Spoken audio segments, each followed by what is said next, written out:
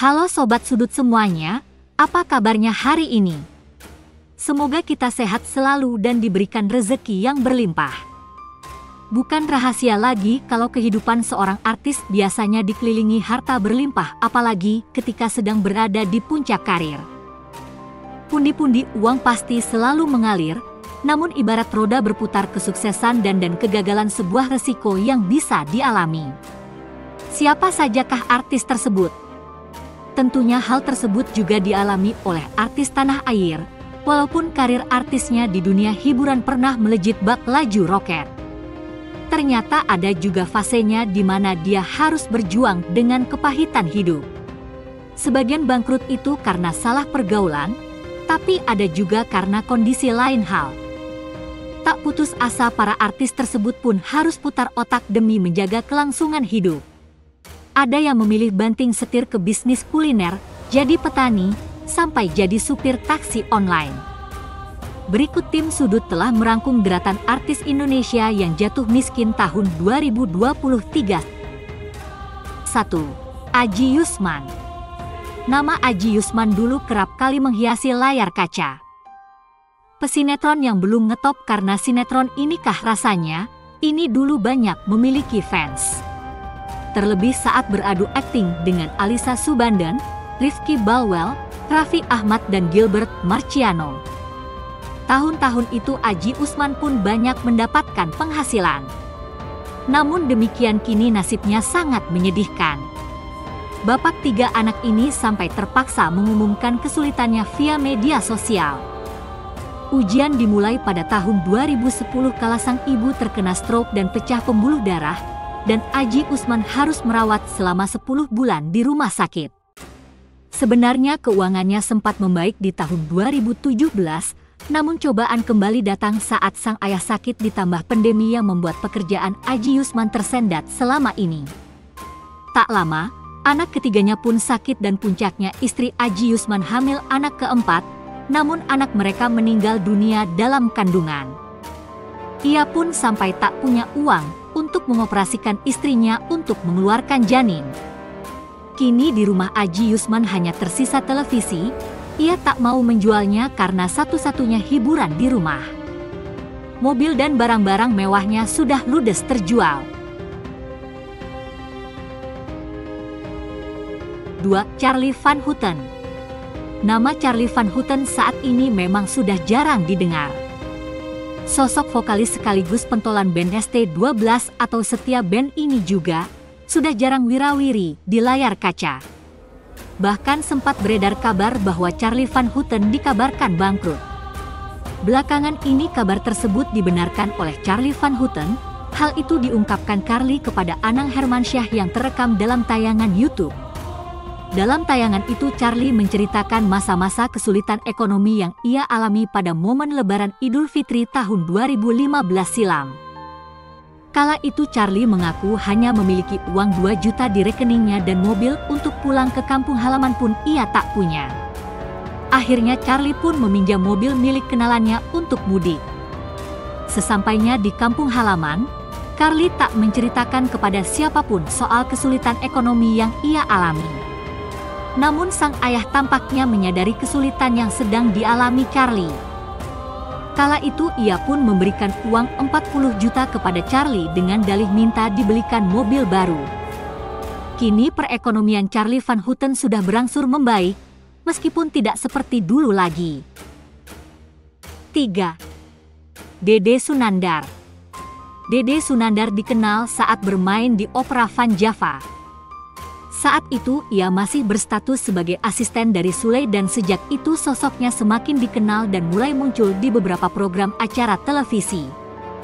Namun sejak kelahiran anak keduanya Dede pun mulai jarang muncul di layar kaca. Dan demi terus bertahan hidup ia dan istri mulai berjualan cireng.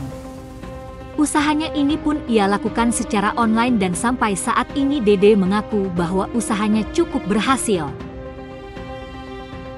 4. Revi Mariska. Belakangan sosok bintang kolosal Revi Mariska kembali viral.